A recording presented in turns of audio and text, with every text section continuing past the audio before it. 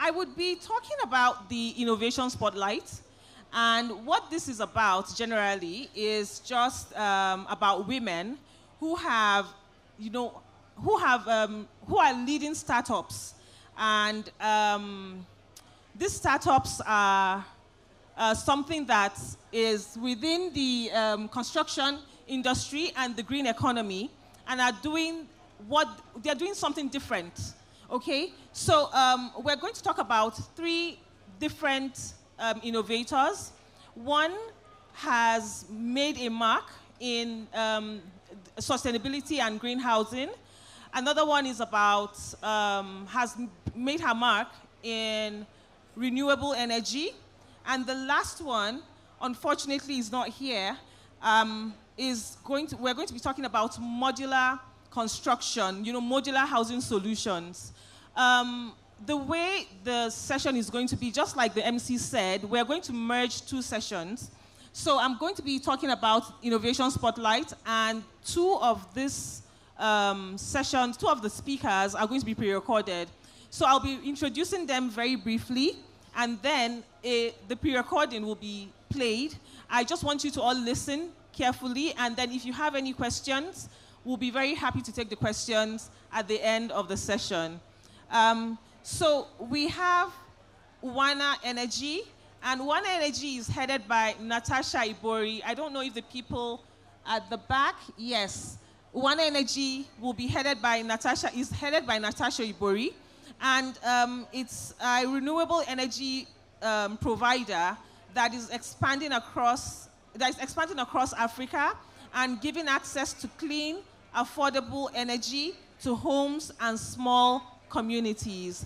We would be playing Natasha Ibori's video now, and I'm hoping that the people at the back, excuse me, please can we have the recording for Natasha Ibori? Thank you. We'll be playing Natasha Ibori's video. I just want you to listen to her story and then take some notes, and let's have your questions at the end of the session. Thank you.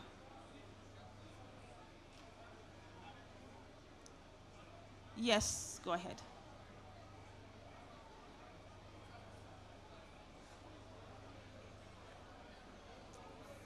Yes.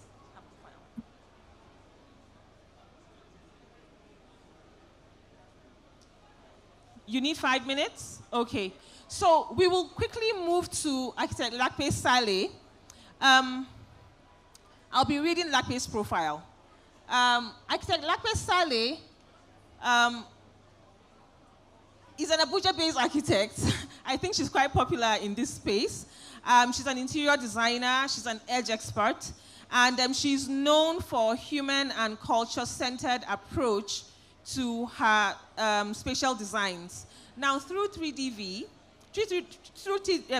Studio, she champions sustainability and inclusive architecture that responds to Nigeria's socioeconomic and environmental realities. So Lakpe, we actually have another video for 3DV because we're going to be highlighting one of Lakpe's innovative construction that is called the greenhouse. So we'll be waiting for the tech guys to come up with that. But before then, I think, Lakpe, would you like to, yes, would you like to just say anything? Is there anything that you want to add that I have not said? Please, go ahead. Hello, everyone. I'm really glad to be here, to be part of the Build Her movement with architect Jumoke, who included us in this presentation. I'm very proud to be sitting beside my childhood friend, Jamila, to be talking about what women are doing differently in construction. And I just want to say one of the first things that you have to say about women is that we don't wait till we get to the top before we start bringing community along, before we start carrying people along, before we start giving back to the community. And we show up for each other, as can be evidenced by my IDAM people over there. My staff somewhere there, and I'm seeing one of my classmates behind there, just to say that when we get women on board, you get a lot of support. And that's something that is really not only admirable, but something that should be encouraged. Because if you really want to talk about housing and you want to talk about community, you do need people who bring those communities together. You need people who will sacrifice. Because sometimes you look at the end product and say, okay, people are giving back to the community, but people forget that women have been giving back from when they couldn't. And they've been giving time, resources, and energy, even if they're not giving actual cash. And that's an intangible contribution that women are making all through their careers, all through their lives, in their families, in their businesses, and I think that's something that should be celebrated. So I'm hoping that some of the work that we've done will actually be shown. If the media team can play that video, so that I can explain some of the things that we experienced while building Greenhouse. Thank you. Thank you very much, Lakpe. Media team, are you ready for us, or should we jump straight to the questions? Ready? Okay, not ready. Okay. Yes, we'll go straight to the questions. Lakpe, your firm is at the forefront of sustainable construction, especially so sustainable urban development, I'll say. And you're especially known for Greenhouse, one of Abuja's most iconic all-green building. I'm going to ask you this question. So why that? So what does sustainability actually mean to you? And why did you decide to go on, to take on that project? How do you link that project and what you have done generally to Nigeria's culture and identity? Can you answer that, please? So Nigeria is a country that is extremely blessed. We have abundant sun, abundant rain, abundant land. And it really wouldn't make sense to design or build in a way that doesn't take into consideration those resources that we have readily available. So one of the things that I learned quite early in my journey was that if you want to be sustainable, you have to consider the socio-economic factor. It's not enough to just be green. So you can be green at a very high cost. You can look at some of the very iconic buildings in Dubai. They are green buildings, but they are very expensive. That's not sustainable. Now, sustainability is something that we are being told again, we are learning again, quote unquote, because we were sustainable before we stopped being sustainable. We were doing things the right way, we were utilizing resources the right way, we were making sure that we were building for our environments, we were adapting properly to our environments. And then we started to adopt imported ways of doing things and designing and building. And now we have buildings that most of the time you can't sit in without an AC. Most of the time you can't read or have natural light coming because the heat that's coming from outside is so much you're drawing your blinds. So when we don't build for our environment and we don't build for the culture as well, we lose a lot and we struggle a lot. We spend more money living in these houses, surviving in these environments. And these environments are not reflective of our culture. They're not reflective of our lives. And so we find it, okay. And so we find it difficult to find them as inspiring environments. They're not environments that inspire us to be more productive or to do more or to be more or even take ownership of the community. Now, for example, one of the things that, I'm not even sure am I still answering the question? Okay. So the reason why I went into it specifically is because to me it was natural. It seemed to make the most sense. The way we grew up, when we, at that time, I don't know about now, but most people used to go to their villages for Christmas or holidays or whatever.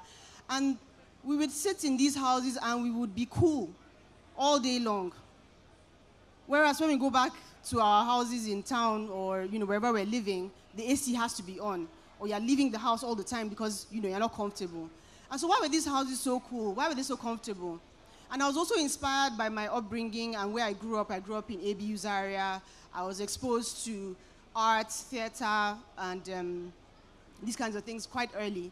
And so I was inspired naturally to build like that. But then it's just the most natural way to do things. And when you're a woman, you usually don't have a godfather somewhere that is ready to finance your dreams. And so you have to be practical and use what you've got. And that is the core essence of sustainability. So it just seemed a very natural thing for us to hone in on that and specialize in that. Thank you. Thank you very much, Lakpe. There was something you said. Yes, please. There was something you said about us being sustainable till we were not. Truly, I'm not saying we have to go back to the mud houses, but these mud houses, they worked. And they are still working for those that are, still embracing that. And what we should have done is to find innovative ways to develop, that construction method rather than abandoning it for something different that, does not really apply to our own, the atmospheric conditions that we have in Nigeria. So thank you for that question. And I'm going to ask you something more personal. Was there a defining moment? No, really. Was there a defining... At what point did you decide that this was what I wanted to do, this is what I want to dedicate my life to, this is the kind of thing that I want to be known for? Can you tell us what that defining moment was, if there was any? Thank you. Okay, I've been fortunate to be asked this question a couple of times, and it was actually a virus that I caught. It was very contagious, and unfortunately, there's been no, as everybody knows, there's no cure for viruses, right? Like, there's no cure. So apparently, I'm still infected. Amina is over there. She knows the person that infected me, the patient 0. Her name is Madili Okumabra, and she is the head of CPDI Africa. I was fortunate or unfortunate enough to attend. I'm excited to tell you about how I've been transforming lives through solar energy. Okay. So Madly infected me. I was fortunate enough to go to an event where she was speaking.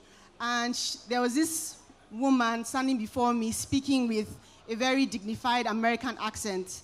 And she was talking about how she had left architecture because her lecturer told her there's no such thing as African architecture.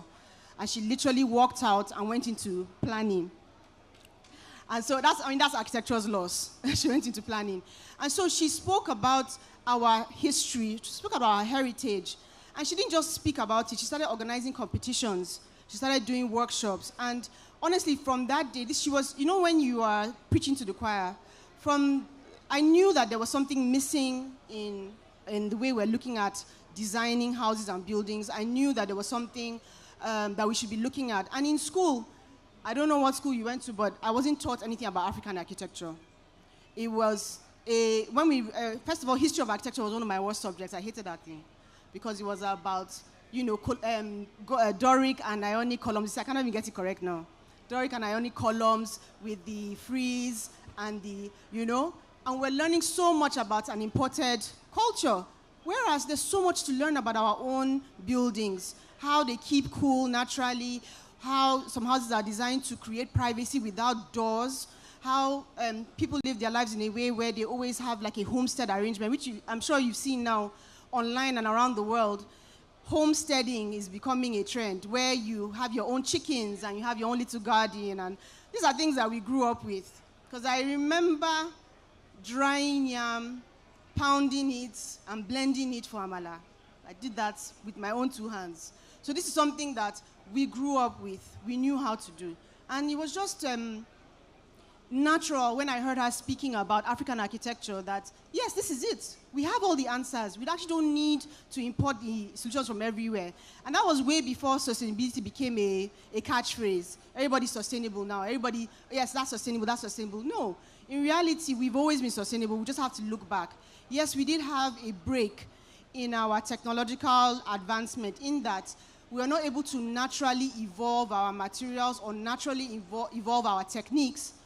But now we've had a chance to go back, and the world is preaching the same thing. We are the same people now that are admiring buildings all around the world that are made from mud or made from compressed earth, and they are getting prizes, global prizes. These are things that are in your backyard. And so this is something that, that's what inspired me really to go down this route. And it was just a natural place to be.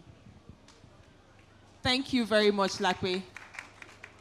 I believe that everyone would have, such defining moments. Every great person usually have such defining moments in their life, in their career, that changes the trajectory of what it is that they are doing, that makes them, more grounded in what it is that, they want to share with the world. So thank you for that. And I'm going to just ask you one very last question. The media team are confirming that the videos are ready and they can play it. So we'll just have them play yours just for Greenhouse so that they can understand exactly what it is that we're talking about when we're talking about green architecture and green construction. So Lakwe, finally, if Nigeria were to become a leader in the African green economy, which I believe we have the potential to be, what role would women play in this space? And how can we build momentum from what has been achieved so far with what you and your likes have been doing? Thank you. Thank you. Nigeria definitely has the potential to lead. Maybe you should play the video first so that my comments make more sense.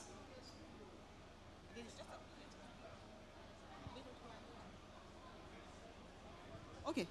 I was hoping they'll play the video first so that what I'm saying would actually make a lot more sense. I'm trying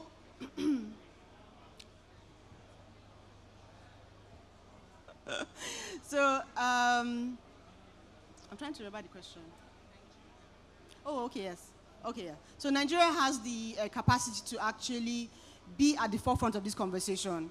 We do not lack the resources to execute this. We do not lack the technological know-how to execute this.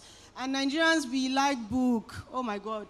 We have been studying and doing and reading. And in fact, one of the things is that when we started our practice, or when we started really going in this direction, we had a lot of workshops, we had a lot of conversations, and I was just tired of saying and not doing.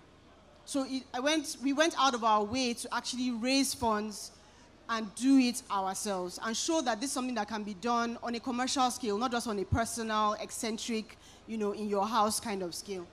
And almost every Nigerian has that capacity. If you've noticed, most of the time, the government only builds a road into a particular area, and Nigerians descend. We show up, and we start to build, and we contribute money, and we bring lights, we bring water. Nigeria has the capacity. All we need is that enabling environment. All we need is regulation. All we need is policies. If you have policies that encourage these kinds of decisions, these kinds of buildings, that actually create a financial value chain from ideation, from conception, up until completion, it's going to be very easy for Nigerians to jump on board. And I have to say that already, if you look in the green space, you find that Nigerians are ahead.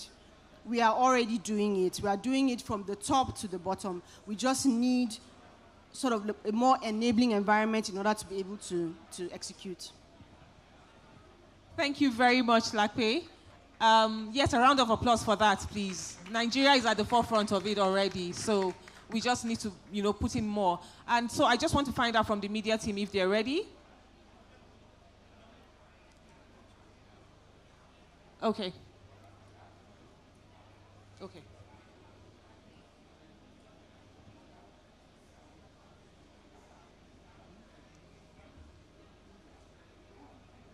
It's actually supposed to be playing here.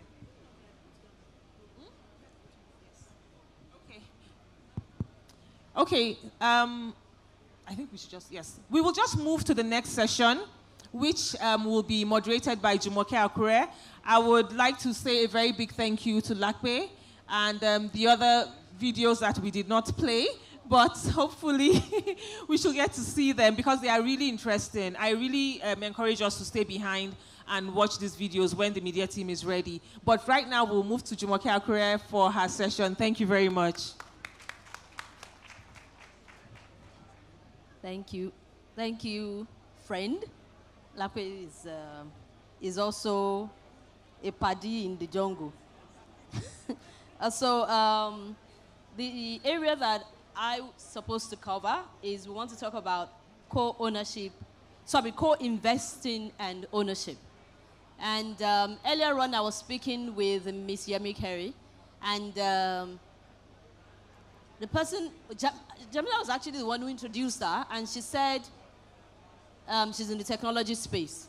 And subconsciously, immediately she said that, I mentally froze. And the next thing I said to her was, why is it that anytime you're talking about what Prof said about STEAM, why is it that every time you talk about STEAM with women, there's just a mental freeze? I'm not sure I'm going to be able to do this. And it's that same mindset that we have in the area of co-investing and ownership. And we want to look at it from women building wealth together, leading women housing co-investing groups. So the general theme is about co-investing and ownership. But now we want to talk about it regarding housing, how we can come together to own real estate together.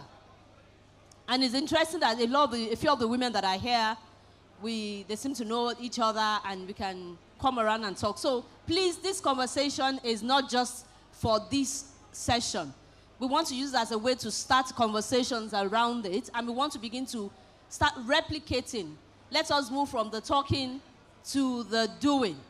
We really need to start doing, because we've talked a lot, and opportunities are coming up every day where you're getting women-centered, women-enabled, women-access, and we need to take advantage of these things. Today, we want to talk about power, we want to talk about partnership, and we want to talk about legacy. We want to talk about using co-investing and ownership. We want to use it to close the wealth gaps. My girlfriend was telling me earlier today that when you talk about some men putting money together, immediately you say the men are started. The women will start decorating, wait, let me go, I'll get back to you, I'll call you tomorrow. So we want to talk about closing the gap in wealth. We want to talk about building security, and we also want to create impact. Because we also have to be the shoulders that other women are going to climb on later. So this conversation, we want to demystify co-investment and ownership of real estate. Some of us here, we have, please, what's the name of the most expensive bags now in the world? Ma? Bags? Okay, Hermes and Encore. The Bond Street and the likes. A lot of us might have it in our cupboards, but when I ask, do you have an investment in land? They will say, look at my neighbor. So today we want to demystify that, we want to talk about it. The conversations will not end here. We want us to take it beyond here so that when we come back next year, or when you're looking at the successes you've made in the next 365 days, you can attune some of those successes to this conversation. Now, to help me in that conversation, and now for the life of me, it's just gone off my head. I've been meaning this topic since I got here, and now the topic. I know a few of us might know it. It said starting with why. Starting with why. So for the conversation, we want to start with why. Because a lot of people are here, a lot of our women folk, and they'll be saying, it's easy for you. You don't know what I'm going through. So I want us to share. And also for the men that are sitting here, please, for the uncles or the fathers or the brothers, I want us to take some of our conversations back with you to the women in your own environments, please, so that you can share with them. So my question to you is, what was it, just like you asked Lakwe, what was it that first opened your eyes to, and that story, a quick rap about that story that led you into co-investing? To me, oh, okay. Hexad House, I'm speaking here as a co-founder of Hexad House. And Hexad House is an inter-secondary school. And we were all, we had this affinity to each other. We graduated, we all went into, there's one of them that's sitting right here and just being herself. So we went into the university, and somehow all of us read professional courses, and we graduated, got married, and just like everyone else, we had a WhatsApp group. And then we started talking about things. We talked about people, and then we now thought about, our composition.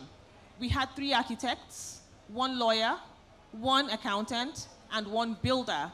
And we're thinking, how can we make this work for anyone else outside of this group? How can we garner all our strengths, our expertise, and put it out there to be able to help the next woman? And we did it all. We started a shared spaces for offices, virtual offices. We did wellness, we did skill acquisition, all of that. And then we now realize that, look, we actually prime for, something in real estate. And we talked to one or two people, and there was someone that now decided, look, if you girls are really serious, because I think you have it in you, I'm willing to put such and such amount down to, prop you up, to start you up, a female as well. And we said, why not? We went fishing, we found a house, we bought a house, and we invited other women. 2 million, 3 million, everyone had a piece of the action, and that was how it started. What the defining question, or rather the question was, how can we help other women become more financially independent? And we all know that in Nigeria, real estate sells. So but the most important thing is that the capital has to be there. So when we broke that jinx of getting the capital, because what we're able to get from the first investor was, some very heavy input on capital, we knew that we were able to do it. So we talked to other women, brought the lot, and before you know it, the house was ready. That was what happened. And then, of course, we put it in the market and we sold, and then we decided to, continue that trend. Thank you. Thank you very much. I know this passing of the mic is a bit of an issue. So, can I ask Mr. Motoye, what advice can you give to 20s, 30s that have been here about investing or co-investing or starting the side also, something to put money on the table to move to that next level? Good evening. Thank you very much for that question, and it's a very good privilege to be here. The advice for 20s, 30s, or let me even advise my younger self. Number one is start small. Start small. No matter if you have 10,000, start with it. Don't wait because real estate doesn't wait for anyone. I found out, I was telling a couple a while ago that if you have 100,000 and your real estate is 500,000, and you say, oh, I want to save up or invest in the next few years for it, by the time you are ready, 2-3 years time, that real estate is no longer waiting for you, and your 500,000 is not enough. So start small, but think big. So don't limit your thinking. Let your mindset be huge. Have plans, Also be consistent. When you want to invest, in real estate, you want to invest in, even any financial asset, even though you've started, so be consistent in what you're doing. Number 3 is try to understand the risk. Don't join, don't be with the Joneses. Don't move with everyone and say, oh, my friend just bought a house, my friend just did this, my friend did this. No. Understand the risk in investing. Don't say, oh, I'm still young. Yes, as a younger person, you can be more aggressive in risk than as you grow older, you will be more conservative. But you should also understand the risk. Make sure you take calculated risk. Don't go about looking for money doubling. There's some very, very, very funny investments that are out there that even to you, they sound, it's almost similar to gambling. So have that in mind. Number 4 is you need to plan. Sit back and plan. You can't say I have all the time in the world. You can't say you have the whole year to yourself. Before you close your eyes, we're already, in August, it's 8 months, and I remember when we said Happy New Year. So you need to have financial plans, break it down into pieces, have them, pieces of goals, long-term, short-term, medium-term, so that, and they make sure that they are smart, specific, they are measurable, they are, they are achievable, they are realistic, they are timely. Ensure you have that, so that when you are going out of, your circumference, you are able to check and say, no, this is not what was in my goal. This was not what is in my plan. And I think I can't say everything here, but just put God, in all that you do. Thank you. Thank you very much. Ladies and gentlemen, we are really tight for time. So as the women we are very adaptable. So we're only doing one question across the board. If there's any question in the field, maybe one if we're allowed. If not, let's take the conversations away from here when we're done with here. So this is the last question, and it's to Moji. And I want to ask you, how do you personally stay educated and empowered around money and investments, especially in the real estate world?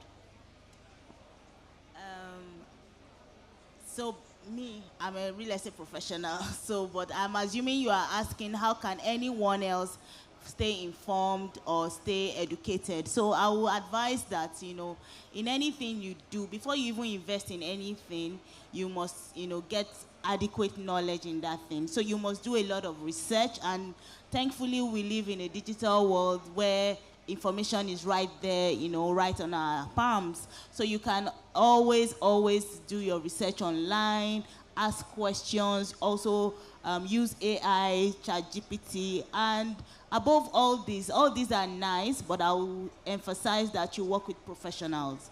So before you invest in real estate, it is important that you engage the services of a real estate professional. And it's also important that you know the difference between a real estate marketer and a real estate professional. So not everybody marketing on Instagram is a professional. A professional are asset surveyors and valuers. They are architects when it comes to drawing. So you need to understand this, and it comes from a place of knowledge. I see a lot of women struggle with money. A lot of women struggle with savings, understanding what mutual funds or what even stocks is all about. But it's very important that as women, we are naturals, we are smart, we are bold, and we should also bring that into the money game. We need to understand the money game so that we can have our own assets. Because a woman without wealth, a woman without money is a woman without power.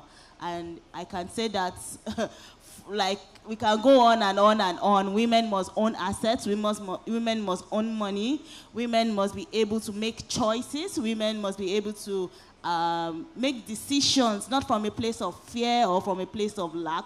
It's from a place of confidence. When you have money, you are confident. You can walk into any room. You can walk out of any situation just because you know you can sort yourself out.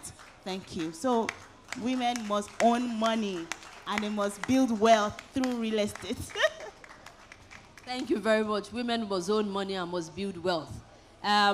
We do have quite a lot to say, but time really isn't very friendly. So we really need to wrap up, sadly. But I ask that as the ladies step down, if you have questions, we can speak to them, we can ask them, and we can get some information. But as much as possible, remember, this is your university. There's so much you can get up here that would help you to build your knowledge and your strength in investing. And then your immediate environment, your immediate ecosystem, there's a lot of gain in relationship that you can use to empower yourself and emancipate yourself out of the lack or the thinking that you're second class when it comes to issue of finances. So women, ladies, let us go out and make legacies. Thank you very much. Okay, and Moji Afola has written 4 books on real estate investment. Thank you.